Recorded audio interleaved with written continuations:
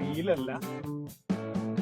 നമ്മളെ പ്രശ്നം എന്താ വെച്ചാല് ഇവിടെ ഞാൻ മുത്തല്ല പഴുത്ത് ഈ വീട്ടിൽ തന്നെ ഷൂട്ടിങ് നമുക്ക് ഉറപ്പാണോ? ഈ ക്യാമറന്റെ മുന്നിൽ വന്നുള്ള ഒരു പരിപാടിയും ഇല്ല.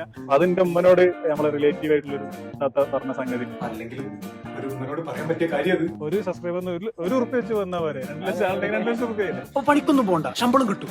ഇവിടെ അങ്ങനെയാണ്. ഇത് 2 ആളാണ്. അത് വേണ്ട, അല്ലെങ്കിൽ തന്നെ നമ്മളെ 2 ആളും കാണാൻ ഒരേ മാതിരിയാന്ന് എല്ലാവരും പറയുന്നത്. വെറുതെ ഒരിക്കൽ കൺഫ്യൂഷൻ ആവണ്ട. ഇജാസിന് ഇപ്പൊ 2.5 ലക്ഷം റുപ്യൊക്കെ മാസം കിട്ടൂല. എന്താലേ സുഖല്ലേ. ആദ്യമായിട്ടൊരു ഇന്റർവ്യൂ.